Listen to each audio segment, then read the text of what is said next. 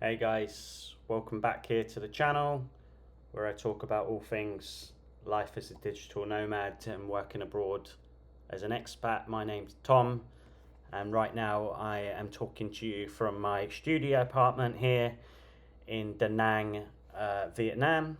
I've been here for just over a week and it's going pretty well, guys. It's going pretty well.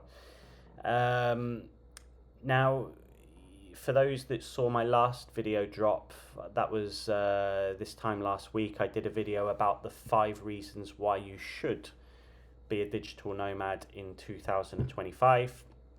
If you haven't caught that one, do go back and watch it. This is kind of part 2.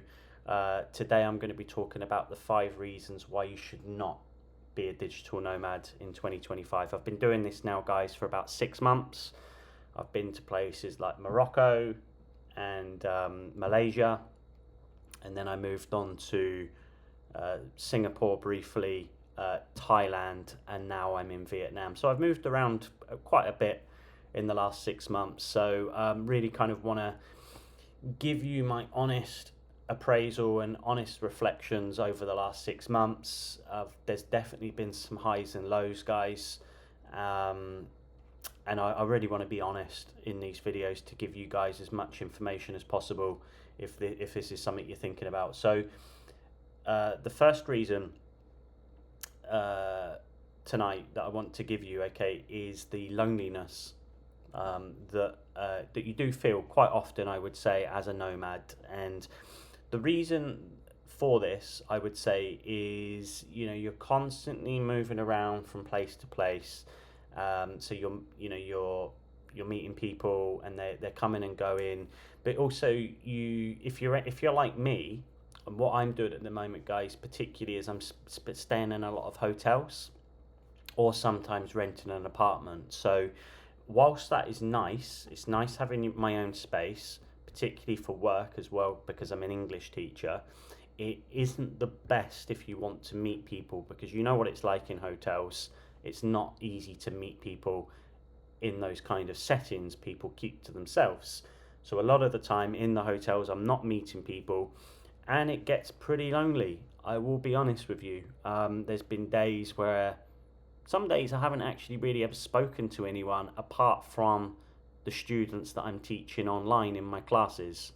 And that is the reality. And I've spoken to other people, and they've kind of said the same as well, that it can get lonely.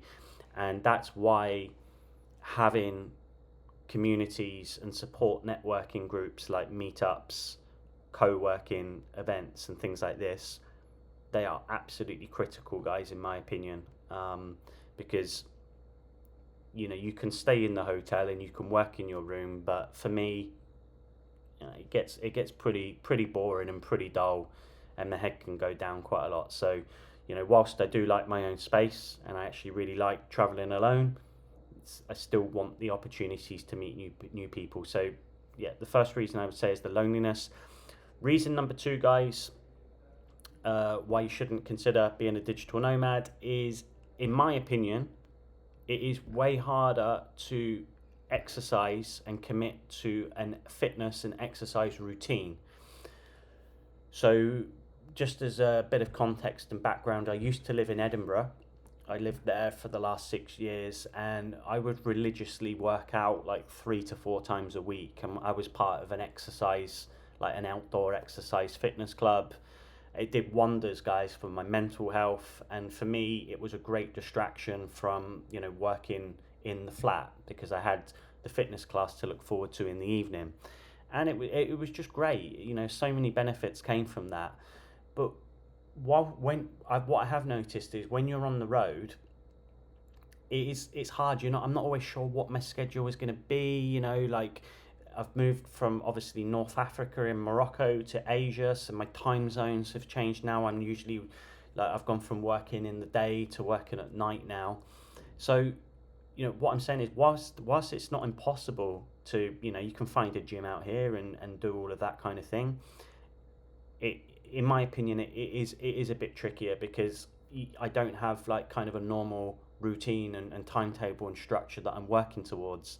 I have tried things. I did briefly join a running club when I was back in Morocco, and I've gone for like the odd jog or run, but um, yeah, like for me, I do think it's harder. So if you're looking, if you're someone who really prioritizes fitness and exercise, being on the road and working as a nomad, it might make things a little bit complicated for you.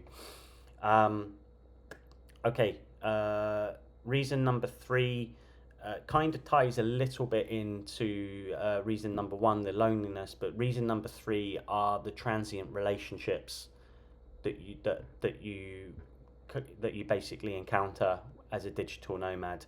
So what I mean by this is you meet people, and I've met quite a few people, particularly at the co-working and the meetups and things like that. But you will only really get to know them for a short amount of time, and then you'll move on or they'll move on. And yes, you've connected with them on Instagram or WhatsApp or whatever, but in all honesty, you probably won't see them again. You might bump into them like on the circuit in another country, but it's basically the point of what I'm trying to say is the nature of transient relationships. It's quite hard really to form deeper connections.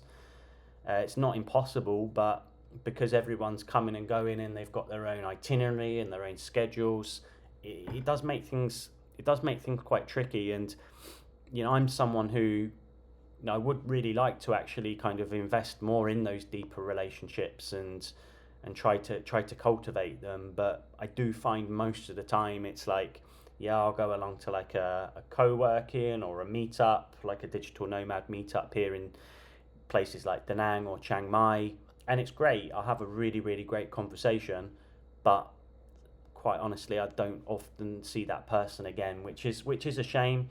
Maybe I need to be honest with myself and try a little bit harder, maybe to form those connections and to sustain them.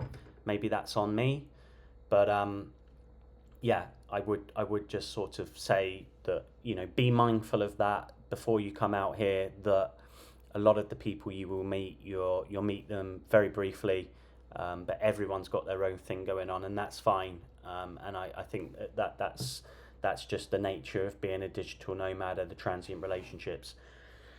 Okay, two more reasons. Reason number 4 is links quite heavily to a video that I did recently. And the reason here is that the general feeling for me is that traveling isn't quite what it used to be. It's not as, for me, it's not quite as good. It doesn't give me that same level of satisfaction as it did in the past. So I as I say, I did a video on this, guys, about a month or two ago. It got quite a good reaction from the audience, which was great. And I was basically in that video, I was talking about how I was comparing when I started traveling in 2011 to the current day. So just as a little bit of context to that, I went to Australia in 2011, had the time of my life. Yes, I was a lot younger, as a lot of people pointed out to me in that video. That is true, and I think age is definitely a factor. But I can't shake off that feeling, guys, that somehow traveling, backpacking, living abroad as an expat, it doesn't give, for me at least, it hasn't given me that rich experience like it once did. And the reason that I gave in that video, and I still stand by this, is that a lot of it I think has to do with technology and our addiction to it now. So back when I started traveling in 2011, this was almost sort of before the age of the smartphone. That's how long ago it was. And you had internet cafes if you wanted to Skype back home. It was like, I had like a very old school Nokia back then, and it was great. It was really, really great. And I've actually been reminiscing a lot recently about my childhood and growing up in the 90s, and I do feel very nostalgic when I think about it. And clearly I think a lot of the viewers and listeners that tuned into that episode, I think they felt the same as well. So I do think that there's definitely, for me, guys, there's been points on this trip where I've thought, yeah, is it really worth it? Is it giving me that kind of that happiness that it once did?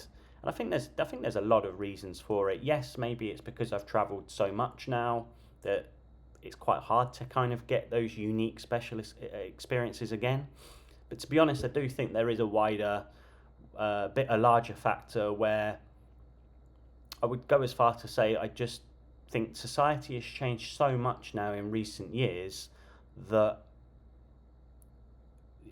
I don't really particularly feel, I don't think societies are as connected as they once were. People aren't talking to each other as face to face anymore. Everything's on social media and online, and we've almost created two kind of parallel universes: the online world and the real world. What is the real world anymore? What's the real one? So it does bug me, and I suppose I'm a little bit old school in that kind of way of thinking, but I don't think I'm alone. So that would be my fourth reason, guys, is traveling isn't quite what it used to be. And the final reason that I'm going to give why you shouldn't consider being a digital nomad in 2025 is it is bloody hard, guys. I'm going to be really honest with you now. It's bloody hard to actually make kind of a full-time living out of this. Now, again, just as a little bit of context, I've been working online as a business English language coach for coming up to the last 4 years. So I'm saying that because before coming out here, I'd already kind of like built up an established business with 65 recommendations on platforms like LinkedIn, and I've got sort of like 15,000 followers across X and LinkedIn. So I've built up this business from scratch. I've got quite a large audience and a fairly decent reputation in the business English teaching game. So, but even for me, guys, I'll be really honest and transparent now. I haven't found it easy, particularly in the last year, to make a living from this. I still do fine. It still gives me money to travel on, but let's have it right, guys. The economy isn't in a particularly good place at the moment. People are sometimes very reluctant and hesitant to part with their money, particularly if you're a freelancer. And it does make the digital nomad experience very, very, what's the word? It can be quite unsettling when you know that you're unsure when your next paycheck's going to come in, or if a client's going to pay you. I don't know what the answer is. I meet a lot of digital nomads out here that are actually employed. They're working for companies. It's just that the company have allowed them to work remotely. So if you're in that position, brilliant. You haven't got the issue of sourcing business and finding clients. You're on a salary. So I think for those people the pressure's off. But if you're someone like me who's self-employed and a freelancer looking to make to kind of sell your services, it's really difficult, guys. It's really difficult. And I've listened to other YouTubers quite recently that have echoed those thoughts as well. My only bit of advice to you would be, I'm not saying it's impossible. I'm not deterring you away from it, but make sure before you come out here, I would say make sure that you've kind of established yourself in some way, or at least that you've got some sort of proof of concept, and you've sold the business, you've sold your service to at least a handful of people, so that there's a demand for your service. Because I don't want you to do the opposite, which is to come out here just with a good idea, with all the will in the world, try and get your service off the ground. It might not be that easy, guys. So just with caution, I would say research, do a deep dive, really understand what your business is and your audience and your target market, and ask good questions and consult with people. But it is possible, but it's not easy. So guys, I'm gonna leave it there. Thank you very much for tuning in tonight. I hope you got some value from this content. If you did, do subscribe to the channel. Every week I'm putting out a new piece of content to do with my experience as a digital nomad, and passing on hopefully a little bit of wisdom to you guys. So as I say, thanks for watching. Hit subscribe if you like this channel and this content. See you on the next one.